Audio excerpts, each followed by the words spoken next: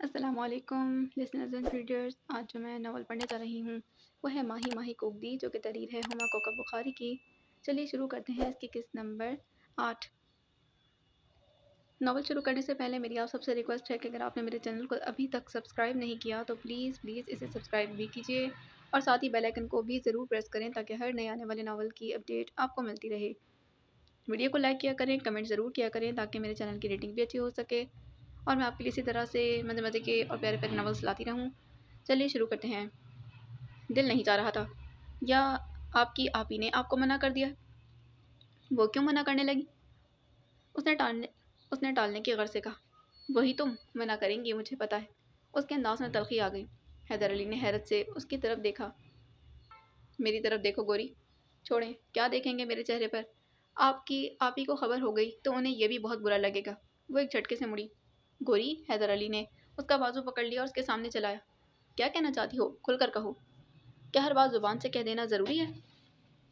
اگر سننے والا میرا جیسا کم عقل ہو تو ہاں، ہر بات زبان سے کہنا ضروری ہو جاتی. حیدر علی کی بات سن کر اس نے نظریں چرا لی. کہو کیا کہنا چاہتی ہوں. وہ جاننے پر مصر تھا. جو کچھ رشتوں کے حوالے سے ایک عورت سمجھ سکتی ہے وہ آپ مرد ہو کر کبھی نہیں سمجھ سکتے. میں یہ برداشت نہیں کر سکتی کہ ہمارے درمیان کوئی آئے، خواہ آپ کی بہن ہی کیوں نہ ہو. وہ بدستور دوسری طرف دیکھتے ہوئے بولی. اس نے زرینہ کا بازو چھوڑ دیا تھا. تمہیں غلط فہمی ہوئی ہے. زیبی آپی ہمارے درمیان نہیں آ رہی. مجھے غلط فہمی نہیں ہوئی، اور آپ ان کی طرفداری اس لیے کر رہے ہیں کہ وہ آپ کی بہن ہے. وہ اپنی بات پر اڑی ہوئی تھی. کس فضول بات پر اڑ گئی ہو گوری؟ وہ تنگ آ گیا. یہ فضول سی بات لگتی ہے آپ کو؟ ہاں، آپ کے لیے تو فضول ہی ہوگی کیونکہ میں آپ کی کچھ نہیں لگتی اور وہ آپ کی بہن لگتی ہیں. لیکن کبھی میری طرف دیکھا ہے آپ نے؟ میں آپ کی خاطر سب رشتے بھول چکی ہوں، سب رشتے توڑ بھی سکتی ہوں. میری بہن مجھے منع کرتی رہی لیکن میں نہیں مانی. سیاہ اندھیری راتوں میں آپ باہر دیکھ لیے گئے تو کوئی فرق نہیں پڑے گا، لیکن کسی نے مجھے باہر دیکھ لیا تو پتہ ہے کیا ہوگا؟ اس نے اپنے ہونٹ کاٹے. مگر میں نے کبھی نتیجے کی پرواہ نہیں کی. کسی شخص یا کسی ڈر اور خوف کو اپنے اور آپ کے درمیان نہیں آنے دیا. میری سمجھ میں نہیں آ رہا کہ تمہیں آج کیا ہو گیا ہے. تمہارے ان وہموں کا میرے پاس کوئی علاج نہیں. آپ کے پاس تو حقیقتوں کا بھی کوئی علاج نہیں. میں کسی فضول بحث میں نہیں پڑنا چاہتا. اس نے خواہ بڑھنے والے غصے کو دبانے کی کوشش کی. تم گھر جاؤ. میں اس سے گھر نہیں جاؤں گی. آپ یہاں کھڑے رہیں اور میں اندر چلی جاؤں. آپ کو بھی میرے ساتھ آنا ہوگا. میں یہیں کھڑا ہوں، تم جاؤ. پھر بھی کہتے ہیں کہ مجھے غلط فہمی ہوئی ہے. اس کے انداز میں دوبارہ تلخی آ گئی. تم کیوں زیبی آپی کے پیچھے پڑ گئی؟ اس نے اپنے غصے کو چھپانے کی کوشش نہیں کی تھی. ان کے اپنے ہی دکھ کم نہیں، تبھی تو وہ کسی کو بھی خوش نہیں دیکھ سکتی. وہ حیدر علی کی بات کاٹ کر چلائی. ان سے کوئی محبت نہیں کرتا، تبھی تو وہ کسی اور کو محبت کرتے نہیں دیکھ سکتی. شٹ اپ، وہ دھڑا. میں مزید ایسی کوئی فضول بکواس نہیں برداشت کر سکتا. زرینہ سکتے کسی کیفیت میں چند لمحے اسے دیکھتی رہ گئی. اسے ہرگز امید نہیں تھی کہ حیدر علی اسے ڈانٹ دے گا، وہ بھی اس بری طرح سے. اس کی آنکھوں میں ڈھیر سارا پانی اتر آیا تھا. پلک جھپک کر اس نے آنسو پیچھے دھکیلنے کی کوشش کی، لیکن جب وہ سب بند توڑ کر بہہ نکلنے کو بے چین ہو گئے تو وہ گھر کی طرف پلٹ گئی. دو رویا کھیتوں کو چھوڑ کر تانگا دو راہے پر پہنچا تو اچھو نے ایک لمحے کی ہچکچاہٹ کے بغیر وہ راستہ چن لیا جو جنگل کی طرف جاتا. یہ جنگل حویلی والوں کا پسندیدہ مقام تھا. جب بھی شکار کا پروگرام بنتا وہ یہیں آتے تھے. قدرت کے کام نرالے ہیں، اس نے سوچا. آج میں شکاری ہوں. اب سے پہلے کب سوچا تھا کہ جنگل میں اس نیت سے داخل ہوں گا. بعد میں جو ہوگا دیکھا جائے گا. میں خود کو یہ سب داستان سناؤں گا تاکہ رجب علی دوبارہ کبھی سر نہ اٹھا سکے. اس کا سر اتنا جھک جائے کہ اسی کے قدموں میں جا گرے. پھر چاہے کہ تینوں بھائی مل کر میرے گلے میں رسی ڈال کر مجھے گاؤں کی گلیوں میں گھسیٹیں، مجھے پرواہ نہیں. بس ایک مرتبہ میرے اندر کی آگ ٹھنڈی ہو جائے. ایک مرتبہ رجب علی کا سر جھک جائے. بس ایک مرتبہ. تانگا انجانی راہوں پر رواں دواں تھا اور زیب النساء کا دل چاہ رہا تھا کہ راستہ لمبا ہوتا چلا جائے. کتنا دلچسپ اور سنسنی خیز سفر تھا یہ. راستہ انجانا تھا. نقرئی چاندنی تھی. فضا میں موسیقی کی کھنک تھی اور وہ تھی بالکل اکیلی، مکمل طور پر آزاد. شاید کسی اور کو یہ آزادی مکمل نہ لگے، لیکن اس کے لیے یہ آزادی بھی بہت بڑی نعمت تھی. یہاں اس کے گرد حویلی کی موٹی موٹی دیواریں نہیں تھیں. اس کے اور آزاد دنیا کے درمیان ایک باریک سا پردہ حائل تھا، اور بس یہاں سے اس نے بھیری پہیوں کو بھی دیکھا تھا اور آنکھ مچولی چھوڑ کر گمسم اسے تکے جانے والے تاروں کو بھی، بغیر کسی ڈر اور خوف کے. لیکن سب سے زیادہ دلچسپ بات یہ تھی کہ انہوں نے بھی اسے دیکھا تھا، اور اسے دیکھ کر کتنا حیران ہوئے تھے وہ. زیب النساء خوشی سے سرشار تھی، اور خوشی کا یہ تاثر اتنا بھرپور تھا کہ وہ ہنس پڑی اور ہنستی چلی گئی. اچھو نے حیرت سے پیچھے دیکھا جہاں سے ہنسی کی آواز ابھری تھی. یہ کون ہنسا ہے؟ اس نے سوچا. چھوٹی بی بی نہیں، وہ کیسے اونچا ہنس سکتی ہیں؟ مگر ان کے علاوہ کوئی اور ہے بھی تو نہیں. وہ اکیلی تو بیٹھی ہیں. اس نے پھر اچنبے کے پیچھے کی سمت دیکھا جہاں سے ہنسی کی مسلسل آوازیں آ رہی تھیں، اور تانگا روک لیا گیا، لیکن ہنسی کی آواز اسی طرح جاری تھی۔ یہ سوچنا تو بات کی بات تھی کہ وہ ہنسی کس کی تھی۔ ابھی تو اس سریلی ہنسی میں گم ہوتا جا رہا تھا۔ کتنی خوبصورت کھنکدار ہنسی تھی، اور وہ خود بخود مسحور ہوتا جا رہا تھا۔ ہاں، وہ اچھو مسحور ہو رہا تھا، جس نے آج تک لڑکیوں کی طرف توجہ نہیں دی تھی، جس کے نزدیک عورت کے نرم و نازک وجود سے زیادہ کشش اس پہلوان میں ہوا کرتی تھی جو آنکھوں میں اسے چت کرنے کی خواہش لیے اس کی طرف بڑھتا تھا۔ اس کے پاس تو اتنی فرصت ہی نہ تھی کہ اپنی ماں کے علاوہ کسی عورت کسی لڑکی کو غور سے نظر بھر کر دیکھے۔ وہ اچھو آج صرف ایک ہنسی سے سن کر مسحور ہو گیا تھا۔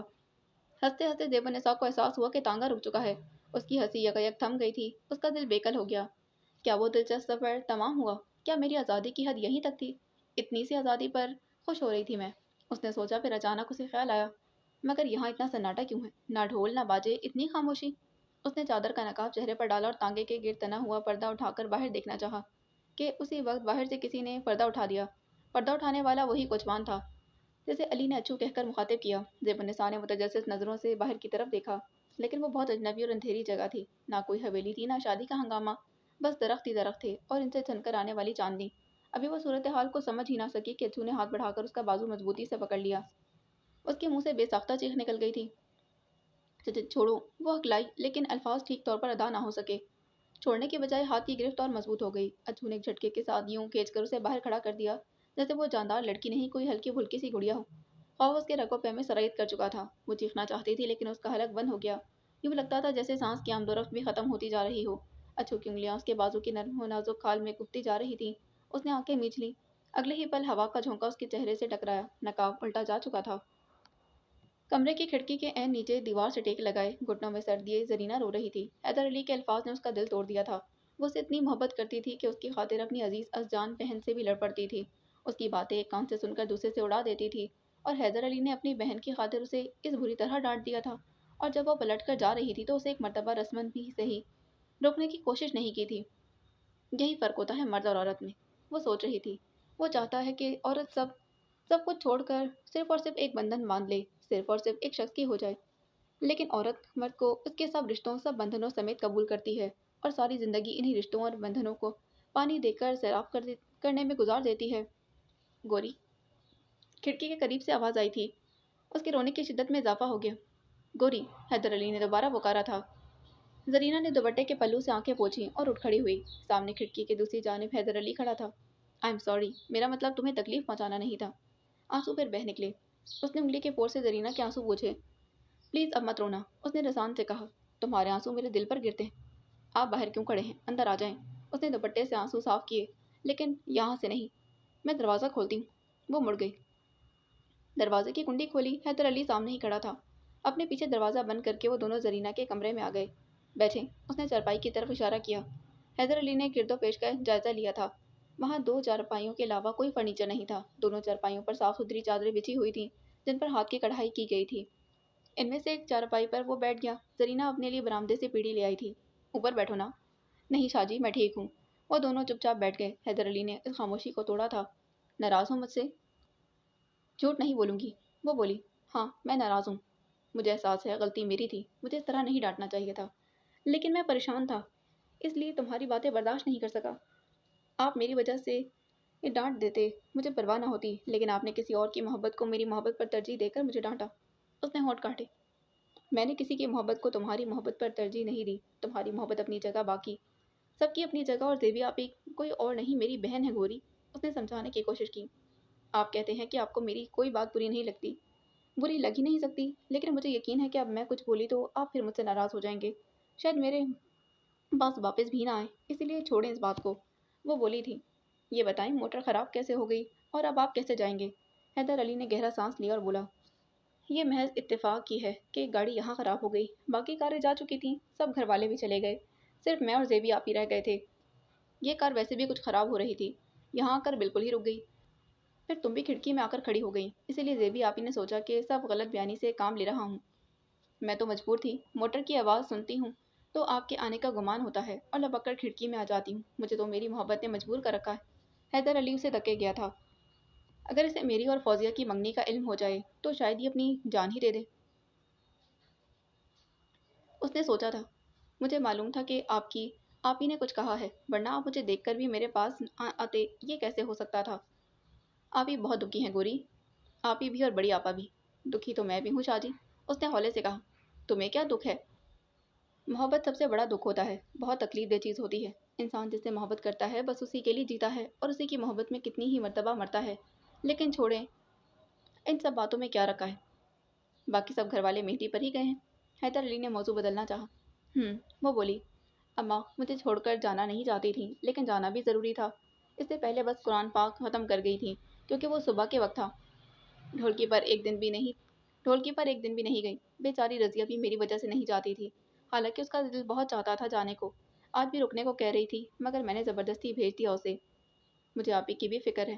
انہوں نے کبھی ضد نہیں کی، پتہ نہیں کیوں انہوں نے اتنی ضد کی کہ… کیسی ضد؟ میں چاہتا تھا کہ وہ یہاں تمہارے پاس ٹھہر جائیں اور میں کار کا بندوبست کر لوں، لیکن وہ نہیں مانی۔ وہ کیسے مانتی؟ زرینہ نے دل میں سوچا، یوں سامنا کرنا اتنا آسان تو نہیں۔ کیا سوچ رہی ہو؟ کچھ نہیں، وہ چونکی۔ سوچ رہی تھی کہ تھوڑی دیر میں آپ چلے جائیں گے اور یہ جگہ کتنی سونی سونی لگنے لگی۔ اپنے آپ کو میری اتنی عادت مت ڈالو گوری، جب عادت پڑ گئی تب کہتے ہیں کہ عادت نہ ڈالو۔ وہ خیال آیا۔ کیا؟ حیدر علی نے گھڑی کی طرف دیکھا۔ ابھی کسی کو آنے میں کم از کم گھنٹہ سوا گھنٹہ لگے گا۔ پھر؟ تب تک کچھ فوٹوگرافی نہ ہو جائے؟ مطلب یہ کہ کیمرہ کار میں رکھا ہوا ہے، کیوں نہ کچھ تمہاری تصویریں ہو جائیں۔ میری تصویریں؟ میں تو ساری کی ساری آپ کے سامنے ہوں۔ تصویریں تو یادیں ہوتی ہیں، اور پتہ ہے کہ یادیں انسان کے لیے سرمایہ کب بنتی ہیں۔ وہ چپ چاپ اسے دیکھتی رہی۔ جب جوانی ڈھل جاتی ہے اور انسان بوڑھا ہو جاتا ہے، تب سردیوں کی کسی ٹھٹرتی ہوئی شام کو راکنگ چیئر پر بیٹھ کر آتش دان کے سامنے کافی پیتے اسے وہ دن یاد آتے ہیں جو اس کے اپنے تھے، جب وہ زندگی کی حرارت اپنے جسم کے ایک ایک ریشے میں محسوس کر سکتا تھا، اور جب کسی پریوش کے ہاتھ میں ہاتھ ڈالے وہ کائنات کی سب وسعتوں کو ایک جسم میں پھیلانے کی صلاحیت رکھتا تھا۔ ان خوبصورت دنوں کی کوئی یاد تو ہونی چاہیے نا؟ ہاں، وہ مسکرا دی۔ جب ہم دونوں بوڑھے ہو جائیں گے تب یہ تصویریں دیکھیں گے اور ان دنوں کو یاد کریں گے کہ تصویریں بھی میری امانت ہوں گی آپ کے پاس۔ یاد رہے، آپ کو پہلے بھی میں نے امانت دے رکھی ہے۔ ہاں، تمہاری چین تمہیں اس دن مل جائے گی جس دن تم میری ہو جاؤ گی۔ شکریہ، وہ ہنس پڑی تھی۔ شکریہ تو مجھے تمہارا ادا کرنا چاہیے جو اتنی دیر بعد تم ہنسی ہو۔ وہ بھی مسکرا دیا۔ میں باہر سے کیمرہ لے آؤں؟ سیاہ چادر کے حلقے میں چودھویں کے چاند کی طرح چمکتے چہرے پر اچھو کی نظریں ایسی پڑیں کہ وہ پلک جھپکنا ہی بھول گیا۔ وہ تو پرستان کی کوئی پری لگ رہی تھی، لگتا تھا زمین پر جنت کی حور اتر آئی ہو۔ اسے احساس بھی نہیں ہوا کہ زیب النساء کے بازو پر اس کی گرفت سخت ہوتی جا رہی ہے۔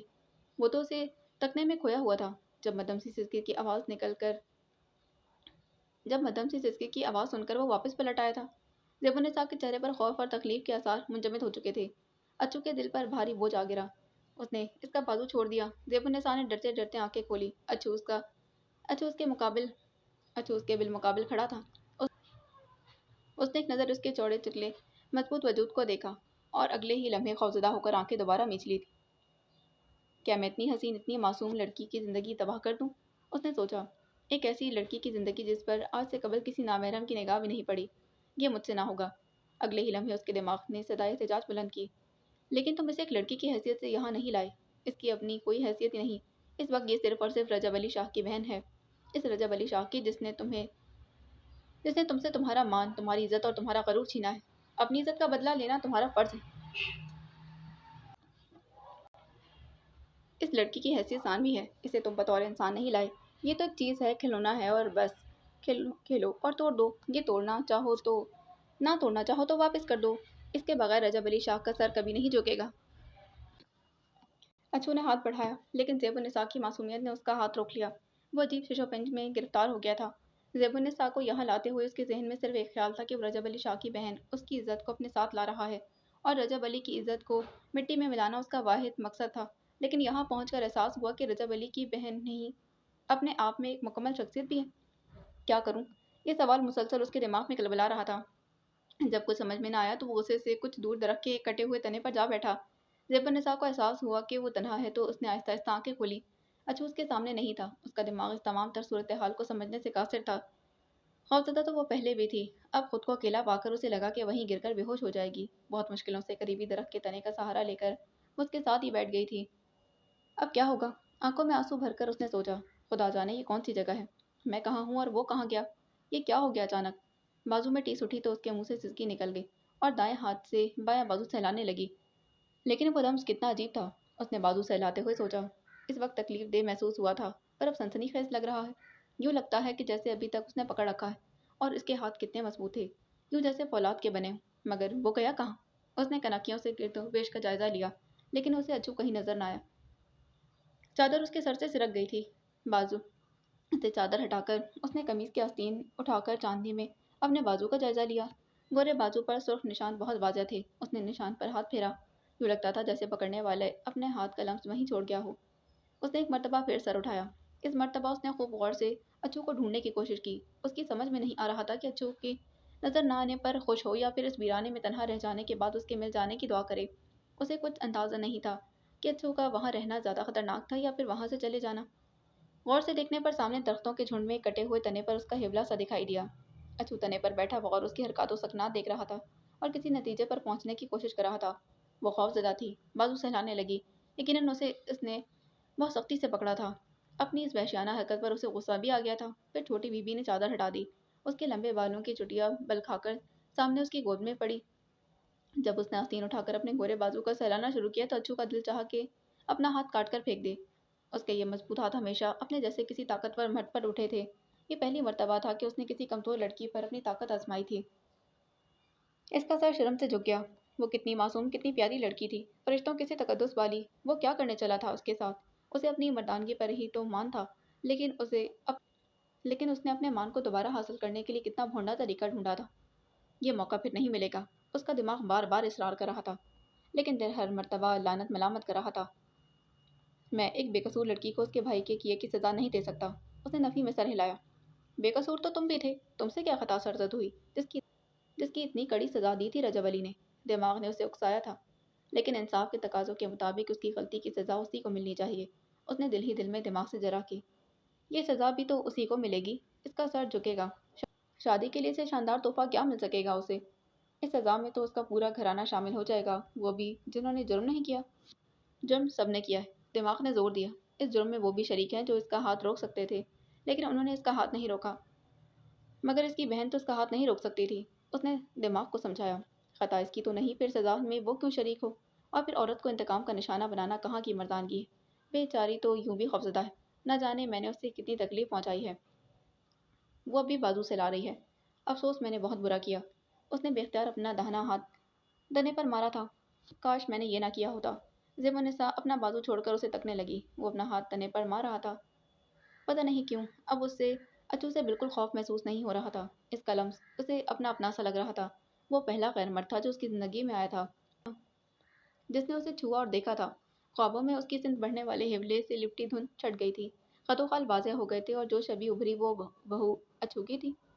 اس جگہ اچھو کی موجودگی اسے دلاسا دے رہی تھی۔ اس کا تن و من وجود، اس کے فولاد جیسے ہاتھ اسے کسی بھی مصیبت سے بچا سکتے تھے، اس کا تحفظ کر سکتے تھے۔ اس کا خوف ختم ہوتا جا رہا تھا، لیکن وہ اسے یہاں کیوں لایا تھا؟ اس بات کا اس کے پاس کوئی جواب نہیں تھا۔ پتہ نہیں کیوں اس نے سوچا، یا پھر شاید وہ میرے خوابوں کو حقیقت کا رنگ دینے کے لیے مجھے یہاں لایا ہے، یہ بتانے کے لیے یہاں لایا ہے کہ اس طرح وہ مجھے ان اونچی اونچی دیواروں سے بھی نکال سکتا ہے۔ کیا میری دعائیں قبول ہو گئی ہیں؟ یا عہد نبھانے کے لیے کوئی مسیحا میری زندگی میں چلایا ہے؟ ہاں، تبھی تو وہ لمس اتنا اپنا اپنا سا لگا ہے، تبھی تو اب تک وہ مضبوط انگلیاں اپنے بازو پر محسوس کر رہی ہوں۔ ہاں تبھی تو۔ لیکن اگر یہ میرے لیے آیا ہے تو کہتا کیوں نہیں ہے، بتاتا کیوں نہیں، امید کیوں نہیں دلاتا کہ مجھے سب سے بچا لے گا؟ سزا دینے والا کوئی ہاتھ، غصہ بھری کوئی نظر مجھ تک نہیں پہنچ سکے گی۔ کیوں نہیں کہتا کہ یہ مجھے زمانے کے تمام دکھوں سے چھپا کر رکھے گا، ایسی جگہ لے کر جائے گا جہاں پھپھو کی روح نہیں ہوگی، کراہتی مسحری اور مذاق اڑاتا آئینہ نہیں ہوگا، جہاں کی دیواریں لہجوں کی بات گر سن کر میرے اعصاب نہیں چٹکھائیں گی۔ کیوں نہیں کہتا آخر؟ اس نے امید بھری نگاہوں سے اچھو کی جانب دیکھا۔ میں بھی کتنی بے عقل ہوں، علی نے خود ہی تو بتایا تھا کہ یہ بول نہیں سکتا، تبھی تو اس نے کچھ نہیں کہا۔ چاہتا ہوگا کہ میں خود ہی سب کچھ سمجھاؤں اسے، لیکن میں کچھ سمجھی نہیں۔ ہاں، اسی لیے اس نے تعصب سے اپنے ہاتھ کو اتنے زور سے مارا تھا۔ کتنا افسوس ہوا ہوگا اسے۔ میں کچھ نہیں سمجھی، پر اب میں سب سمجھ گئی ہوں۔ مگر اسے کیسے بتاؤں کہ میں نے سب انکہی باتیں سمجھ لی۔ تصویریں تو میں کھینچ رہا ہوں، لیکن روشنی کم ہے، حیدر علی نے کیمرے میں ریل ڈالتے ہوئے کہا۔ پتہ نہیں کیسی آئیں گی، 2 لالٹینیں جل رہی ہیں پھر بھی روشنی کم ہے۔ حیدر علی کے ہونٹوں پر مسکراہٹ آ گئی۔ 2 چھوڑ کر 4 لالٹینیں بھی جلا لوگی نا، پھر بھی روشنی کم ہوگی۔ ویسے فلیش تو ہے میرے پاس، خیر دیکھتے ہیں۔ ویسے کبھی دن میں کھینچنا ممکن ہو تو بہترین تصویریں کھینچیں، दिन में तो नामुमकिन ही समझें। वो बोली, कोई ऐसी जगह ही नहीं जहाँ हम मिल सकें। अम्मा अब्बा को क्या पूरे गांव को खबर हो जाएगी कि हम मिलते रहते हैं? खाला किबरा के बेटे ने मुसीबत डाल दी, वरना अच्छी भली मुलाकात हो जाती थी। वो बोला, खैर छोड़ो, कोई अच्छा सा पोज दो। क्या मतलब? अब इसका क्या मतलब समझाऊं? पहले ऐसा करो कि घर में जितनी लालटेन और मोमबत्तियां हैं वो ले आओ। आपको मेरी मदद करना होगी। वो दोनों आगे पीछे चलते हुए एक छोटे से कमरे में पहुंचे, जिसे गालिबन स्टोर रूम के तौर पर इस्तेमाल किया जाता था, लेकिन आम घरों के स्टोर के बरक्स ये बहुत साफ सुथरा और तमाम फालतू सामान भी करीने से रखा हुआ था। जरीना ने लालटेन ऊंची की। शेल्फ पर 4 लालटेनें और बहुत से दिए पड़े हुए थे। वो सब सामान कमरे में उठा लाई थी। अगर हम इन सबको जला दें तो रोशनी ज़्यादा हो जाएगी। जरीना ने जरीना ने सवालिया नज़रों से उसकी तरफ देखा। मुझे मुझे सिर्फ इतनी लाइट चाहिए जिसके अंदर फोकस किया जा सके। गुजारा हो जाएगा। तो चलें दिए जलाते हैं, उसने कहा। वो दोनों तरतीब से रखे हुए दिए जलाने लगे। मुझे नहीं मालूम था दिए जलाना इतना दिलचस्प काम भी हो सकता है, हैदर अली बोला। पहले कभी नहीं जलाए? तुम्हारे साथ तो पहले कभी नहीं जलाए, इसीलिए। जरीना ने पलके उठाकर उसकी जानिब देखा। उसके होंठों पर बहुत दिलफरीब मुस्कुराहट फैल गई। हैदर अली उसे देखता रह गया था। दिए की लौ के सब रंग उसके चेहरे पर फैले हुए थे। हैदर अली को मुसलसल अपनी जानिब देखता पाकर वो झेप कर फिर दियों पर झुक गई थी। कितनी देर हो गई है, जेबी अब तक नहीं पहुंची? मेहरुन्निसा ने अम्मा जान के कान में सरगोशी की थी। मैं खुद फिक्रमंद हूँ, अब तक क्यों नहीं आई? शायद उसने आने का इरादा ही बदल दिया। मेहरुन्निसा ने ख्याल जाहिर किया। इरादा क्यों बदल दिया हो? मैंने सख्ती से ताकीद की थी कि तैयार होकर जल्द अज जल्द अली के साथ यहाँ पहुंचे। फिर क्यों नहीं आई? बाहर पता कराओ कि अली आया है या नहीं। अगर वो आ गया है तो इसका मतलब जेबी ने आने का इरादा बदल दिया है, और अगर वो नहीं आया तो जेबी ने भी अपने साथ देर करवा दी होगी। मैं पता करवाती हूँ, मेहरुन्निसा ने कहा और हमीदा को अली का पता करने भेज दिया था। थोड़ी ही देर बाद हमीदा ने इतला दी कि हैदर अली भी अब तक नहीं पहुंचा। बस दोनों आते ही होंगे। मेहरुन्निसा मुतमईन होकर इस कोने की तरफ देखने लगी जहाँ रजिया गांव की दूसरी लड़कियों के साथ बैठी हुई थी। काफ़ी देर से उसे जरीना की गैर मौजूदगी खटक रही थी। रजिया आ गई है, जरीना क्यों नहीं आई? वो यही सोच रही थी। अचानक एक खदशे ने सर उठाया। कहीं ऐसा तो नहीं कि अली को जरीना ने किसी तौर रोक लिया हो? लेकिन कैसे? और फिर अली अकेला तो नहीं, उसके साथ जेबी भी है। रज़िया और दूसरी लड़कियां बातें कर रही थीं और मुसलसल हंस भी रही थीं। देखा जाए तो रज़िया और ज़रीना की शक्लें बहुत मिलती हैं, वो सोच रही थी। लेकिन ज़रीना फिर भी ज़्यादा खूबसूरत लगती है। शायद इसलिए वो बहुत गोरी है, जबकि रज़िया सांवली है, बिल्कुल वैसे ही जैसे ज़ेबी गोरी और मैं सांवली हूँ। मेरे और ज़ेबी के दरमियान भी वही फ़र्क होगा जो रज़िया और ज़रीना के दरमियान। पता नहीं ऐसा क्यों होता है। एक ही माँ की कोख से जन्म लेने वाली औलाद में इस कदर फ़र्क। हुस्न कितना अहम होता है औरत के लिए। अगर मर्दों को मौका दिया जाए तो वो कभी भी कम सूरत लड़की को नहीं चुनेंगे। अली को ही देख लो, गांव की सबसे हसीन लड़की पसंद की है अपने लिए। वो फौजिया बेचारी तो कुछ भी नहीं जरीना के मुकाबले में। उसकी निगाहें खुद ब खुद फौजिया की तरफ उठ गई थीं। इसमें अली को मुतवज्जा करने की कोई सिफ्त मौजूद नहीं थी। रंग साफ है लेकिन नाक नक्शा बस गुजारे लायक है। अली की विलायती सोच के सामने ये ऐसी देसी सोच लिए कभी भी सर नहीं उठा सकेगी। जिस जहान की बातें अली करता है, इस तक तो इसकी सोच की परवाज भी नहीं। ये भी उसके सामने अपनी शख्सियत लिए सरनिगू होती जाएगी, दबती जाएगी, जैसे हर आम औरत के साथ होता है, जैसे अम्मा जान के साथ हुआ था। फौजिया चलते हुए उसके करीब आ गई। जेबी आप ही नहीं आई? उसने आहिस्ता आवाज में पूछा। वो यूं ही मध्यम आवाज में बातें करने की आदी थी। आती होगी, उसे और अली को इकट्ठे आना है। अली का नाम सुनकर फौजिया के चेहरे पर शर्म के कई रंग फैल गए थे। जी, उसने नजरें झुकाकर कहा। खड़ी क्यों हो, बैठ जाओ। मेहरुन्निसा ने अपने साथ सोफे की तरफ इशारा किया। जी। वो बैठ गई थी। उसके चेहरे पर अब तक रंग ही रंग फैले हुए थे। मेहरुन्निसा को उस पर तरस आने लगा। इसे क्या मालूम कि जिसके जिक्र पर इसके चेहरे पर इतने रंग फैल गए हैं वो इसे नहीं किसी और को चाहता है। कितनी तकलीफ देह हकीकत है। जरीना का किसी सूरत मुकाबला नहीं कर सकती, लेकिन चुपचाप बगैर देखे अली से मोहब्बत किए जा रही है। खुद अली को भी इस मोहब्बत की खबर नहीं। उसे खबर होगी भी कैसे? वो तो जरीना के अलावा किसी और की जानिब देखने का भी रवादार नहीं। अफसोस जिसने बढ़कर इजहार मोहब्बत कर दिया। ये मर्द उसकी जानिब कदम बढ़ा देते हैं, और जो इतनी मोहब्बत दिल में छुपाए रखे उसे दरखोर इतना भी नहीं जानते। क्या सोच रही हैं आपा? फौजिया की बात ने उसे चौंका दिया। सोच रही हूँ कि अब अली की शादी भी हो जानी चाहिए। फौजिया का चेहरा शर्म से बिल्कुल सुर्ख हो गया। मेहरुन्निसा ने दिल ही दिल में अफसोस किया। अगर इसे इल्म हो जाए कि इसके दिल पर क्या गुजरेगी। अछू ने अपने दाहिने हाथ की तरफ देखा। इस हाथ से उसने छोटी बीवी को पकड़कर खींचा था। उसकी उंगलियां उसकी नर्म और नाजुक जिल्द में खुपती चली गई थी, और उसने परवाह भी नहीं की थी। कितना बेरहम हो गया था वो। इसने ये भी परवाह नहीं की कि वो पीर साहब की बेटी सैयदजादी थी। इन पीर साहब की औलाद थी जिन्होंने उसके ख़ानदान पर बेशुमार एहसान किए। ये और भी नहीं सोचा کہ عورت نزاکت اور لطافت کا دوسرا نام ہے، جو اندھیری راہوں میں چاند کی طرح اپنے وجود کی روشنی بکھیرتی ہے۔ اس نے گاؤں میں بہت سی لڑکیاں دیکھی تھیں، 3 مرتبہ وہ شہر بھی گیا، وہاں بھی بے شمار لڑکیاں نظر آئی تھیں اسے، لیکن کسی میں بھی ایسی کشش، اتنی معصومیت نہیں تھی۔ اس نے بات نہیں کی، اچھو کو کچھ نہیں کہا، وہ تو شاید کوئی شکوہ کرنا جانتی ہی نہیں تھی۔ کاش یہ سید زادی نہ ہوتی، کاش یہ عام سے کسی کسان کی بیٹی ہوتی، اور میں ابا سے کہلوا کر اسے اپنا لیتا۔ اس نے سوچا، ماں کہتی تھیں کہ آج نہیں تو کل مجھے ضرور کوئی نہ کوئی لڑکی پسند آ جائے گی، اور میں کہا کرتا تھا کہ میری زندگی میں وہ دن کبھی نہیں آئے گا۔ کتنا زوم تھا مجھے اپنے آپ پر! کیا معلوم تھا کہ ایک لڑکی کی معصومیت میرے دل میں اس طرح بس جائے گی کہ کائنات کا رخ ہی بدل جائے گا۔ اور پسند آئی بھی تو کون سی لڑکی جو چاند کی طرح روشن اور پرکشش ہے، تو اتنی دور بھی ہے، جسے چھونا تو دیکھنا بھی منع ہے، جو میرے لیے ہے ہی نہیں، کسی اور کے نصیب میں بھی نہیں۔ آہ میری قسمت! اچو کے اندر خلا سا اترتا چلا گیا، سناٹا پھیلتا جا رہا تھا، لفظ گم ہو رہے تھے، صرف چھن جانے کا احساس جو دل میں جڑ پکڑ رہا تھا۔ کیا زندگی کے سب المیے میرے اوپر بیتیں گے؟ اندھیری راتوں کی ساری بےکلی صرف میرا ہی مقدر رہے گی؟ وہ وجود خدا تعالیٰ کی طرف سے انعام بن کر آیا ہے، کیا میرے لیے سزا بن جائے گا؟ کیسے بھولوں گا اس لڑکی کو جس کے متعلق سوچنا بھی گناہ ہے؟ رجب علی شاد، تجھے سزا دیتے دیتے میں نے خود کو ہی عمر قید کی سزا دے ڈالی ہے۔ مجھے کیا معلوم تھا ایسا ہو جائے گا؟ اچانک مجھے محبت اپنا قیدی بنا لے گی۔ اس نے اپنے داہنے ہاتھ کو غور سے دیکھا، اور جس کی انگلیوں کی پوروں پر زیب النساء کی لمس کی تازگی وہ اب تک محسوس کر رہا تھا۔ میں نے سوچا تھا کہ کل میری زبان پر لگے قفل خود بخود کھل جائیں گے، مگر ان پر تو ایک اور قفل لگ گیا ہے، کبھی نہ کھلنے کے لیے۔ چاند کو بڑھ کر چھو لینے کی آرزو کو دل کے بہت اندر دفن کر دینا چاہیے۔ دل پر بوجھ لیے وہ اٹھ کھڑا ہوا اور شکستہ قدموں سے زیب النساء کی جانب بڑھتا چلا گیا۔ زیب النساء بڑی بڑی آنکھیں کھولے قدم بقدم اسے اپنی جانب بڑھتے دیکھ رہی تھی۔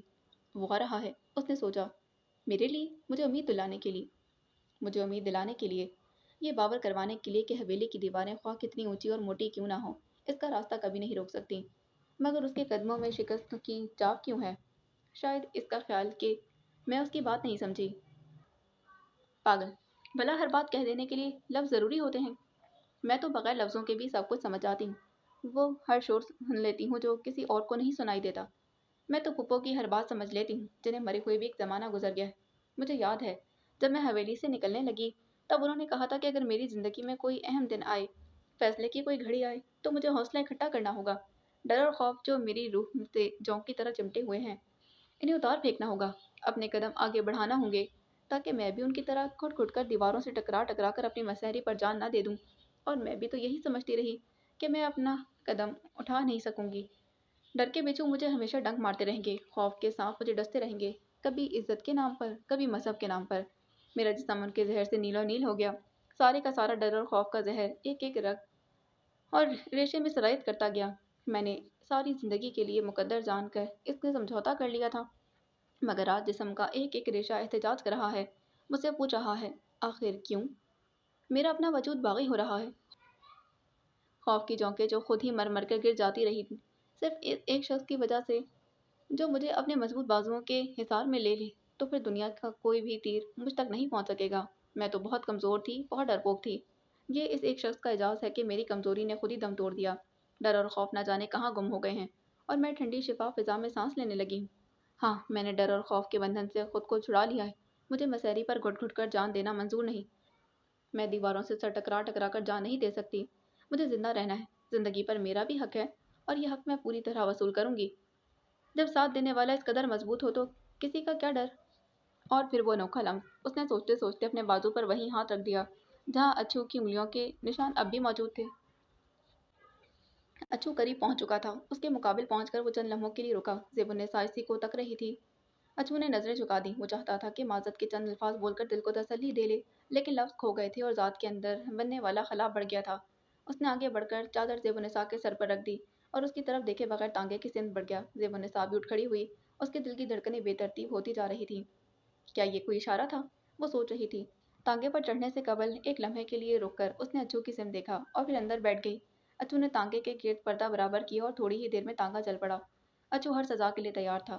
اسے اندازہ تھا کہ اب اس کے ساتھ کیا ہو سکتا ہے۔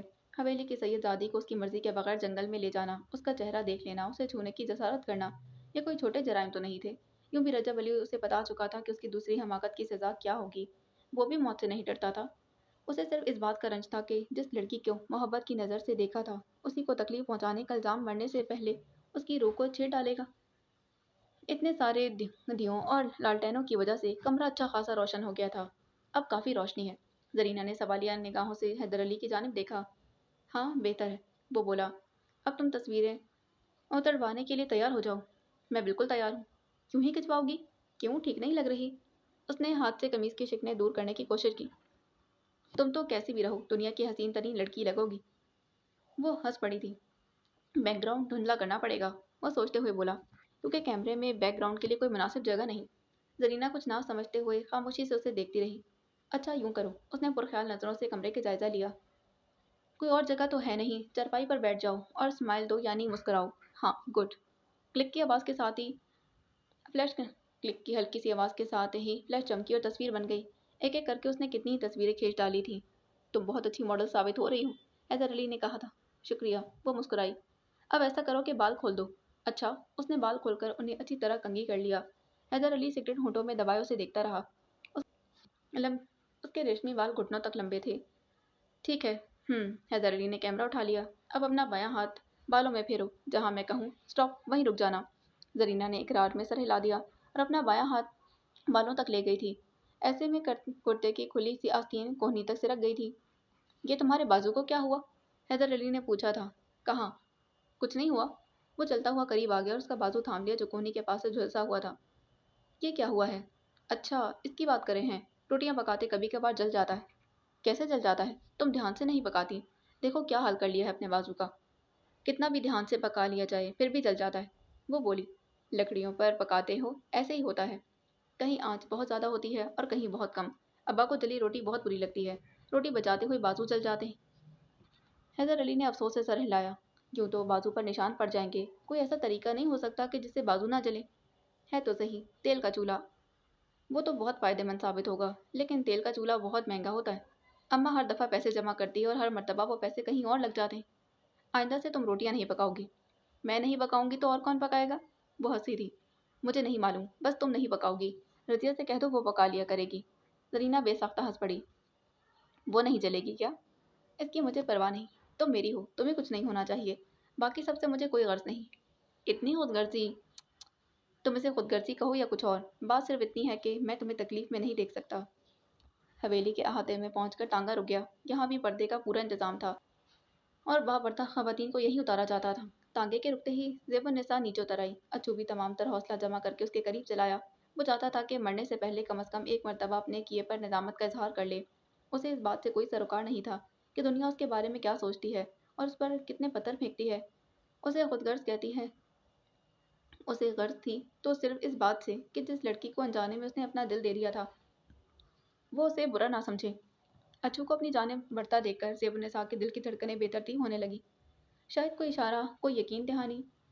उसने पुरुमीद निगाहों से अच्छू की जानिब देखा, लेकिन दूसरी तरफ गहरी खामोशी तारी। अचानक कहीं से कराहें उभरी। फुप्पो की कराहें, जो उससे कह रही थी कि जिंदगी में कोई अहम दिन आए, फैसले की घड़ी आए तो इसे हौसला इकट्ठा करना होगा। अपना कदम बढ़ाना होगा ताकि वो घुट घुट कर दीवारों से सर टकरा टकरा कर अपने कमरे की मसहरी पर जान ना दे दे। उसने खोजती नजरों से अच्छू की जानिब देखा। वहाँ तासुफ था, पशेमानी थी। जो तुम कहना चाहते हो और तुमने नहीं कहा, वो सब मुझे मालूम है। तुम बोल नहीं सकते मगर मैं बोल सकती हूँ। ये कह सकती हूँ कि मुझे सब मालूम है। कोई अपने दिल की धड़कनों से कब तक बेखबर रह सकता है? ज़ेबुन्निसा के होंठ हिले। अच्चू हैरत और ताज्जुब से उसे देखता के देखता रह गया। वो मुड़कर तेजी से हवेली के अंदर चली गई। इतनी देर से क्यों आई? वो बड़े कमरे में दाखिल हुई तो मेहरुन्निसा ने छूटते ही पूछा। मैं सख्त परेशान हो रही थी। हाँ, ज़ेबुन्निसा जैसे ख्वाब की सी कैफियत से बाहर आई थी। मैं कहीं नहीं थी, यहीं आ रही थी। ज़ेबुन्निसा ने चंद सानिया हैरत से उसे देखा, फिर अपनी हैरत को ज़ुबान देते हुए बोली। क्या हुआ ज़ेबी? तुम अपने आप में नहीं लग रही। आप? उसने जल्दी से गिरदोपेश का जायजा लिया, यूं जैसे कोई चोरी पकड़े जाने का खौफ हो। नहीं तो, उसने जल्दी से कहा। उसके दिल की धड़कनें बेकाबू होती जा रही थी और चेहरा तमतमा रहा था। ऐसी तो कोई बात नहीं। ना बताओ, वैसे तुम्हारा चेहरा पक्का पक्का कह रहा है कि तुम झूठ बोल रही हो। मेहरुन्निसा बोली थी। सिर्फ ये बता दो कि अली कहाँ है? हम सब तुम दोनों के लिए फिक्रमंद थे। फौजिया का तो बुरा हाल था। वो मुंह से तो कुछ नहीं कह सकती, लेकिन मैं जानती हूँ कि इसके दिल पर क्या गुजर रही थी। वो तो यूं भी गाड़ी के सफर से खौफजदा रहती है। गाड़ी रास्ते में खराब हो गई थी या शायद अली ने जानबूझकर खराब कर दी, इसलिए देर हो गई। करीना से मिलने के लिए? लग तो यही रहा था। यहाँ बहुत शोर है, चलो चलकर किसी पुरसकून जगह पर बैठते हैं। चलो चलकर किसी पुरसकून कमरे में बैठते हैं, मेहरुन्निसा ने कहा। میں मुलाजमा उन्हें एक आरास्ता कमरे में छोड़कर चली गई। अम्मा जान कहाँ हैं? बैठे बैठे थक गई थी तो जजी जान उन्हें आराम करने की गर्ज से कमरे में ले गई थी। वहीं अम्मा जान भी हैं और जजी जान भी। अच्छा, अब बताओ क्या हुआ था? मेहरुन्निसा गाँव तकिए के सहारे बैठ गई थी। हम आ रहे थे और मस्जिद के पास पहुंचकर गाड़ी खराब हो गई। वहीं कमरे की खिड़की में जरीना खड़ी थी। उसे यह ख्याल भी नहीं आया कि अली के साथ मैं, यानी उसकी बहन बैठी हुई है। वो वैसे ही खड़ी रही, उसे देखती रही। तो फिर तुम कैसे आई हो? मैं? ज़ेबुन्निसा का चेहरा गुलनार हो गया। टांगे पर आई। किसके साथ? मेहरुन्निसा की खोजती हुई नजरों उसे अपने जिस्म में चुभती महसूस हो रही थी। उसने घबरा कर नजरें चुरा ली थी। मुझे नहीं मालूम ज़ेबी के तुम किसके साथ यहाँ तक आई हो। अली ने तुम्हें यूं अकेले कैसे भेज दिया? मैं तो सिर्फ इतना जानती हूँ कि मर्द इस दुनिया की सबसे काबिल नफरत और सबसे बेतबार शय है। नहीं आपा, वो जल्दी से बोली थी, फिर निगाहें झुका ली। ऐसा नहीं है। तुमने दुनिया नहीं देखी ज़ेबी। तुम्हें नहीं मालूम कि मर्द कैसे होते हैं। अली को ही देख लो। तुम्हें नज़रअंदाज करके जरीना की तरफ मुतवज्जा हो गया। वो मेरे लिए बेतबार नहीं है, वो हौले से बोली थी। उसने कहा और तुमने यकीन कर लिया। मेहरुन्निसा बोली थी। इससे बढ़कर हमाकत क्या होगी? यही तो एतबार है। उसने कुछ कहा नहीं, फिर भी मैं सब कुछ समझ गई। उसने कुछ नहीं कहा? मेहरुन्निसा के अंदाज में बेयकीनी थी। हाँ, और तुम्हारा ख्याल है कि वो बेतबार भी नहीं है। वो तुम्हें चाहने लगा है। तुम जानती हो कि तुम किस भंवर की तरफ बढ़ती जा रही हो। बढ़ नहीं रही, बढ़ चुकी हूँ। लेकिन आपा को मुझे हर भंवर से बचाने की सलाहियत रखता है। वो तमाम पत्थर अपने जिस्म पर रोक लेगा। सब तीरों के सामने ढाल बन जाएगा। वो मुझे बचा लेगा सबसे। अली से मैंने कहा था। उसे अंदाजा नहीं कि वो क्या कर रहा है। पर तुमसे क्या कहूँ? तुम जानती हो ना कि तुम क्या कर रही हो और इसका अंजाम क्या होगा। फिर क्यों कर रही हो ऐसा? मत करो ये। आपा मैं डरती थी, बहुत ज़्यादा। इतने सारे खौफ जोंक की तरह मेरी ज़ात से चिमटे हुए थे। मैं अपनी मर्जी, अपनी पसंद की बात सोच भी नहीं सकती थी।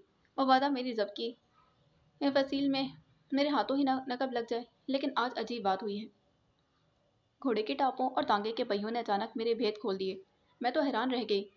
और इस सुरीली मौसीकी ने मुझसे कहा कि अब मैं ख्वाहिशों की असीर हो गई हूँ, ना चाहते हुए भी, अनजाने में ही सही।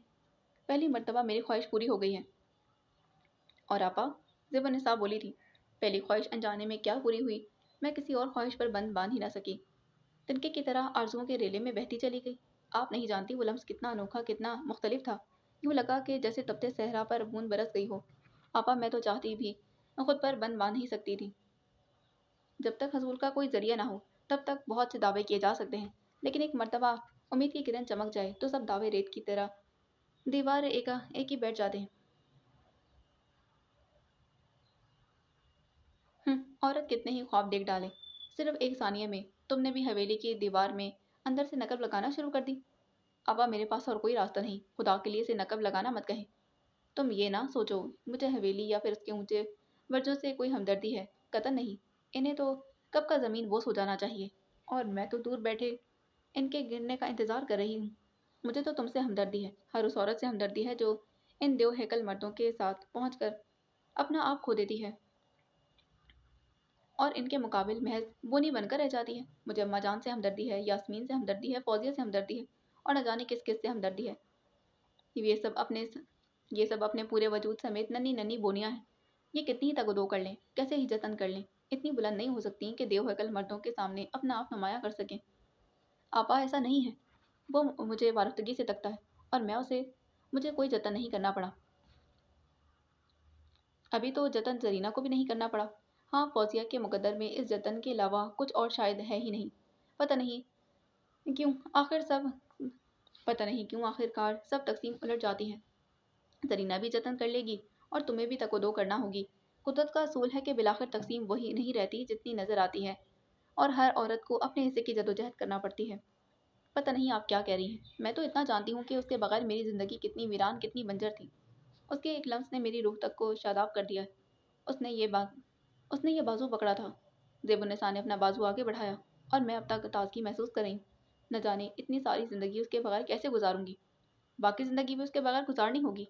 नहीं, ज़ेबुन्निसा का चेहरा पीला पड़ गया। ऐसा नहीं होगा। तो क्या करोगी? वो मुझे ले जाएगा यहाँ से बहुत दूर, इतनी दूर के दुख की कोई भी परछाई मुझ तक वहाँ नहीं। इतना दूर के दुख की कोई भी परछाई मुझ तक नहीं पहुँच सकेगी। पछतावे का कोई बिच्छू मुझे नहीं डंक मारेगा। इस खुशफहमी से निकल आओ, पहरे बहुत कड़े हैं। आज के बाद फिर कितने ही अरसे के लिए हम इन्हीं दीवारों में कैद हो जाएंगी। पहरे तो अब भी कड़े थे। बस मेरी किस्मत में मोहब्बत के फूल का खिलना लिखा हुआ था, सो वो खिल कर रहा। अगर किस्मत में इसका फूल खिलना लिखा है तो फिर वो तमाम तर पहरों के बीच से भी इस फूल को पानी देने चला आएगा। मैं बेचैन हूँ, वो भी ज़रूर बेआराम होगा। दरवाजे पर हल्की सी दस्तक हुई। कौन है, आ जाओ, मेहरुन्निसा ने कहा था। दरवाजे को थोड़ा सा खोलकर फौजिया ने झांका था। आओ फौजिया, बाहर क्यों रुक गई? फौजिया फौजिया छोटे छोटे कदम उठाती अंदर आ गई थी। मैं जेबी आपी से नहीं मिली थी। वो नजरें झुकाकर ओढ़नी के पल्लू से खेलती हुई बोली, मुझे नहीं पता था कि आप दोनों यहाँ हैं। मैं थक गई थी इसलिए जेबी को भी अपने साथ यहीं ले आई। तुम खड़ी क्यों हो, बैठ जाओ। वो चुपचाप उनके करीब ही बैठ गई। तुम कहाँ थी? मुझे वहाँ बड़े कमरे में तो नजर नहीं आए, जेबुन्निसा ने पूछा।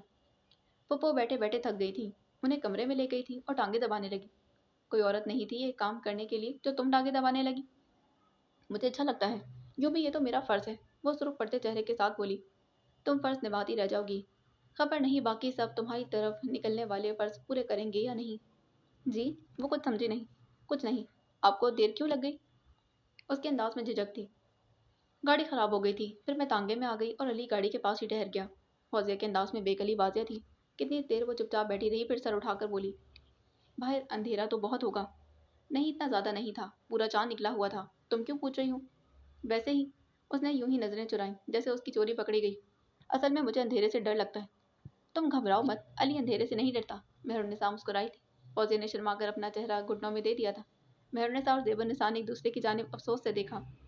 जेबी, बाबा जान फौजिया और अली की मंगनी का बाकायदा ऐलान कब करेंगे? कह तो रहे थे कि बाबा जान की शादी कह तो रहे थे बाबा जान के भाई जान की शादी के फौरन बाद कर देंगे। अच्छा ना रहेगा अगर हम ये ऐलान आज कर दें? क्या मतलब? मतलब ये कि बहुत छुपा लिया, अब गांव की चंद लड़कियों को ज़रूर खबर होनी चाहिए।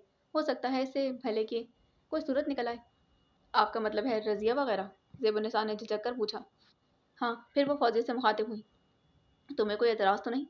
लेकिन फौजिया बदस्तूर चेहरा छुपाए बैठी रही। देख लें कहीं अली को बुरा ना लगे। जेबुन्निसा मुतज़ब्ज़ब थी। वो तुम मुझ पर छोड़ दो, तुम लड़कियों को बुलवाओ। बाकी लड़कियों से उन्हें कोई सरोकार नहीं था। असल अहमियत रज़िया की थी जिसके ज़रिए ये खबर सरीना तक पहुंच सकती थी।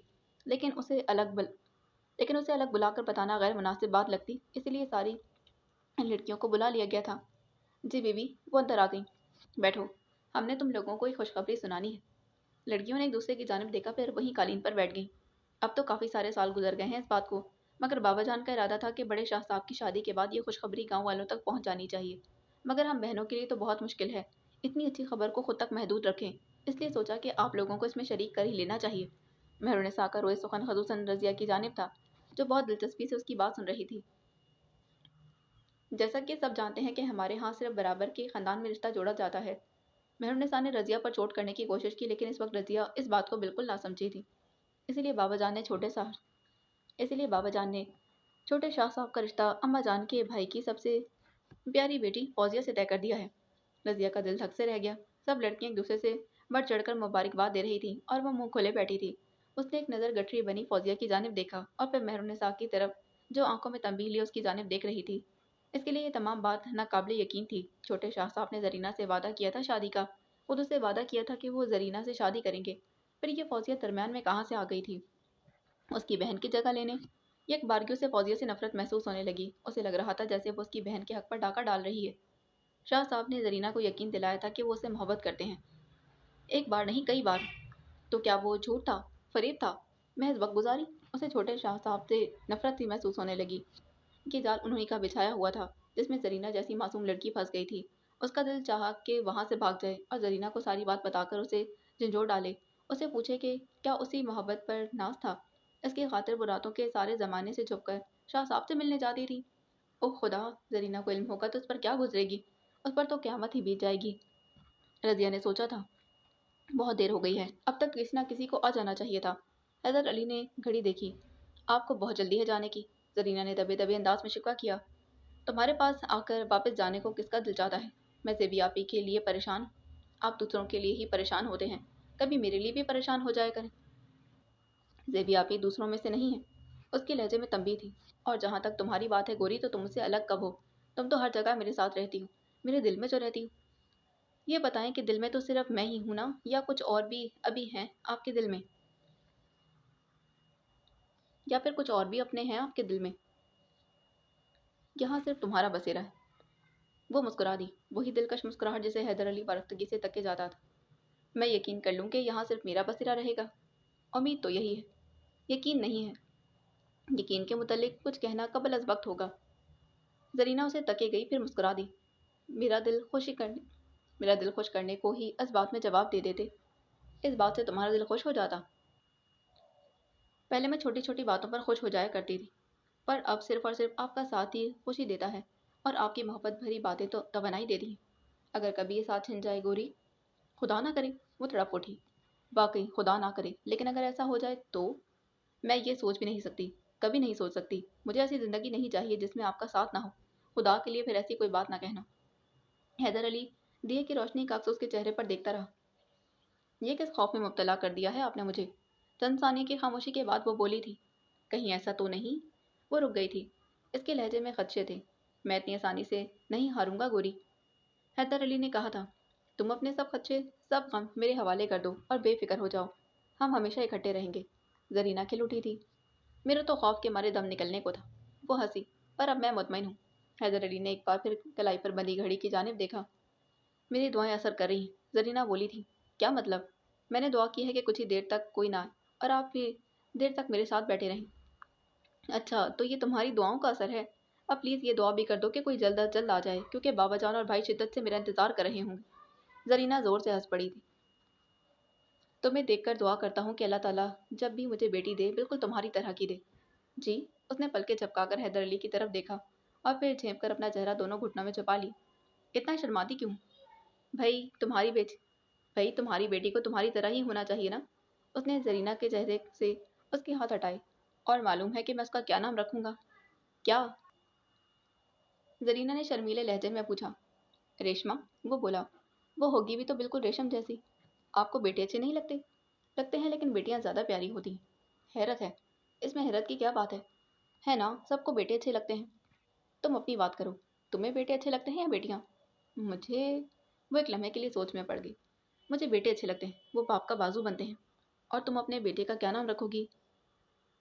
आप रखना। वो झेप गई थी। मैंने बेटी का नाम रख दिया है। बेटे का तुम्हें रखना होगा। सोचने दे। चंद लम्हे बाद जरीना ने सर उठाया। अब्दुल्ला कैसा नाम है? बहुत खूबसूरत। तो फिर तय है, मेरी बेटी का नाम रेशमा और बेटे का नाम अब्दुल्ला। हैदर अली की बात सुनकर जरीना हंसने लगी। उसकी हंसी को ब्रेक तब लगे जब दूर से किसी गाड़ी की मध्यम सी आवाज़ उसके कानों में पड़ी थी। कोई मोटर आ रही है, शायद आपको लेने। हाँ, मेरा भी यही ख्याल है। अब मैं चलता हूँ। वहाँ मस्जिद से चले जाएं। किसी ने देखा तो यही समझेगा कि आप मस्जिद से निकले। खुदा हाफिज, कहकर वो बाहर की तरफ बढ़ गया था। ज़ेबुन्निसा की बात सुनकर अच्चू गंगी तो रह गया था। उसे बिल्कुल भी तवक्का नहीं थी कि वो इससे ऐसी बात कह सकती है। इसे तो यकीन था कि घर जाकर वो रो रो कर सारी बात पीर साहब और अपने भाइयों को बता देगी, और अगला लम्हा उसकी ज़िंदगी का आखिरी लम्हा साबित होगा। लेकिन उसने तो नामुमकिन बात कह दी थी। जो तुम कहना चाहते हो और तुमने नहीं कहा, वो सब मुझे मालूम है। तुम बोल नहीं सकते, मगर मैं बोल सकती हूँ। ये कह सकती हूँ कि मुझे सब मालूम है। कोई अपने दिल की धड़कनों से कब तक बेखबर रह सकता है? और वो अब तक बेखबर था। ये जानता ही नहीं था कि जो कुछ उसके दिल पर बीत रही है, वही कुछ ज़ेबुन्निसा के दिल पर गुजर रही है। मगर ज़ेबुन्निसा तो शजरे ममनुआ थी। हाथ बढ़ाकर छूना तो दरकिनार, उसकी तरफ तो निगाह उठाना भी नाकाबिले माफ़ी जुर्म था। और वही ज़ेबुन्निसा उससे कह रही थी कि कोई अपने दिल की धड़कनों से कब तक बेखबर रह सकता है। रात अपने बिस्तर पर चित लेट कर दिए की मदम लो में वो ज़ेबुन्निसा के मुतल्लिक सोचे जा रहा था। अपने जहन से ख्याल झटकने के लिए बार बार वो नीम तारीख छत की घड़ियां गिनने लगता था। लेकिन ज़ेबुन्निसा उसके जहन पर छाई हुई थी। उसकी सितारों की तरह चमकती आंखें, उसका रोशन चेहरा, बालों की बल खाती चोटी, कुछ भी तो उसके जहन से महव ना हो रहा था। या खुदा, ये किस अजाब में मुब्तला कर दिया मुझे? उसने सोचा। मुझे क्या खबर थी कि ये सिर्फ एक लम्हा ही मेरी ज़िंदगी का रुख बदल कर रख देगा। पता नहीं तकदीर इंसान को इस राह पर चलाने की कोशिश क्यों करती है, इस पर चलते हुए पाँव लहूलुहान हो जाते हैं, और इतनी धूल उठती है कि एक दूसरे की पहचान मुश्किल हो जाती। हम दोनों एक ही कश्ती के सवार हैं, फिर भी एक दूसरे का हाथ थाम कर एक दूसरे को बचा नहीं सकते। मज़हब, इखलाक और समाज कभी ये बात बर्दाश्त नहीं करेंगे। मुझे अपनी परवाह नहीं। मैं तो आग में भी कूद सकता हूँ, लेकिन ऐसा करते हुए छोटी बीबी की इज्जत दागदार हो जाएगी। ये मैं कभी बर्दाश्त नहीं कर सकता। हैदर अली शाह जा चुका था, और अम्मा वगैरह के आने से पहले जरीना को बहुत से काम निपटाने थे। कमरे के फर्श पर अधखुल्ले जले सिगरेट बिखरे हुए थे, इतने सारे दिए اور لالٹینیں پڑی تھیں۔ حیدر علی کے کپڑوں سے اٹھنے والی مہک ابھی تک فضا میں موجود تھی۔ اسے یہ سب آثار مٹانے تھے، ورنہ اماں بغیر کوئی سوال پوچھے سب کچھ سمجھ جاتی۔ اس نے جلدی سے بالوں کی ڈھیلی چٹیاں بنا لی تھی، ٹاکچے میں پڑی اگربتیاں سلگا کر کمرے میں رکھ دیں اور جھاڑو اٹھا لائی تھی۔ جھاڑو بعد میں لگاؤں گی، پہلے سگریٹ کے ٹکڑے چن کر باہر پھینک دوں۔ بستر کی چادر ٹھیک کرتے اس نے سوچا تھا۔ فرش پر سگریٹ کے ٹکڑوں کے ساتھ نیلے رنگ کا ایک بٹن بھی بڑا ہوا تھا جس میں نیلا دھاگا پھنسا تھا۔ یہ تو شادی کی قمیص کا بٹن ہے۔ اس نے ہتھیلی پر رکھے بٹن کا بغور جائزہ لیا اور پھر مسکرا دی۔ یعنی میرے خزانے میں مزید اضافہ ہو گیا۔ ایک اجلا سگریٹ اور بٹن اپنے تکیے کے نیچے رکھ کر اس نے بقیہ ٹکڑے کھڑکی سے باہر پھینک دیے تھے اور جلدی جلدی کمرے کی صفائی کرنے لگی۔ پھر دیے اور لالٹین پرانی ترتیب سے واپس رکھ کر اپنے کمرے میں آ گئی۔ شاہ جی نے اب تک مجھے اتنا کچھ دیا ہے، لیکن میں نے آج تک انہیں کوئی تحفہ نہیں دیا۔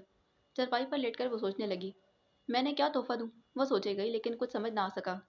ایک سے ایک اعلیٰ چیز تو پہلے ہی موجود ہے ان کے پاس، میں نے کیا دے سکتی ہوں؟ پھر بھی کچھ تو دینا چاہیے نا، کیا دوں؟ سوچتے سوچتے اسے نیند آ گئی۔ کتنی دیر بعد جھنجھوڑنے پر اس کی آنکھ کھلی۔ سامنے رضیہ کھڑی تھی۔ تم لوگ آ گئے؟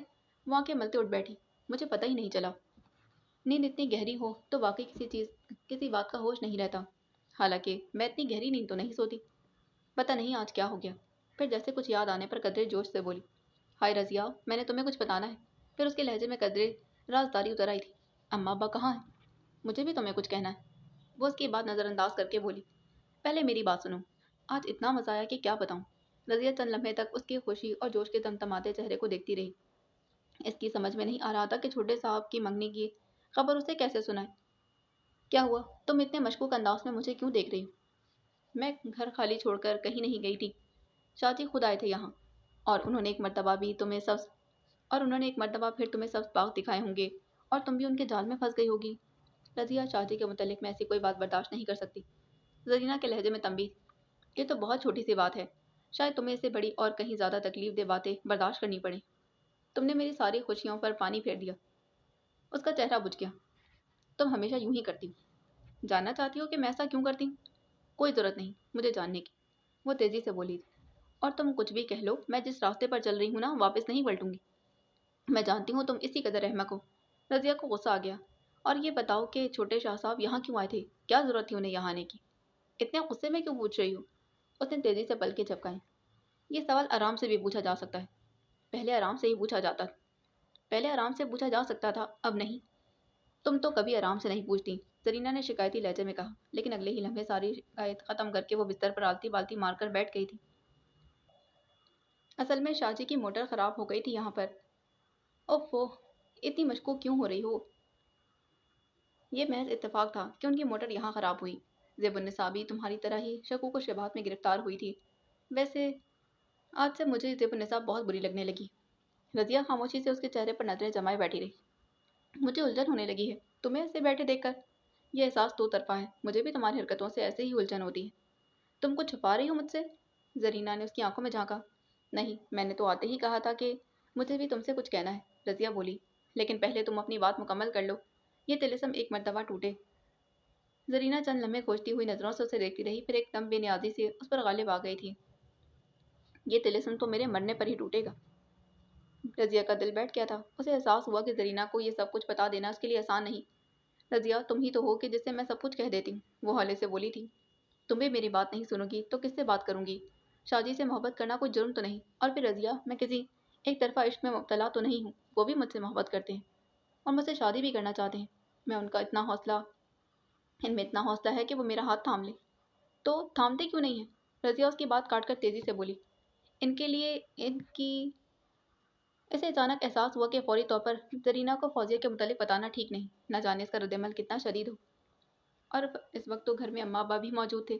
زرینہ چلا پڑتی اور صدمے کے مارے اس کی زبان سے کوئی لفظ غلط نکل جاتا تو ساری بات بگڑ جاتی۔ اور دوسری جانب زرینہ سوالیہ نگاہوں سے اس کی جانب دیکھ رہی تھی۔ تم نے بات ادھوری چھوڑ دی؟ اس نے ہونٹ ہلے تھے۔ کچھ نہیں، پریشانی میں خدا جانے میں کیا بک دیتی، میری باتوں کی پرواہ مت کرو، رضیہ نے جلدی سے کہا۔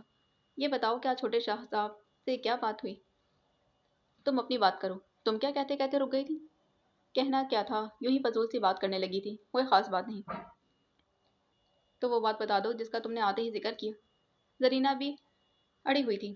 میرا تو دماغ ہی خراب ہو گیا ہے۔ میرا تو دماغ ہی چاٹ لیا تم نے، رضیہ چڑھ گئی۔ اسے چڑھتے دیکھ کر زرینہ ہنس پڑی۔ پھر اس نے تکیے کے نیچے پڑا ہوا بٹن اور جلا سگریٹ اٹھا کر ہتھیلی پر رکھ لیا تھا۔ دیکھ رضیہ، بھلا یہ کیا ہے؟ اس کے لہجے میں خوشی اور جوش لوٹ آئے تھے۔ رضیہ اپنی چارپائی سے اٹھ کر اس کی چارپائی پر آ بیٹھی۔ یہ چیزیں دی ہیں شاہ صاحب نے؟ اس نے زرینہ کی پھیلی ہتھیلی پر دھرے سگریٹ کے ٹکڑے اور نیلے بٹن کو دیکھا۔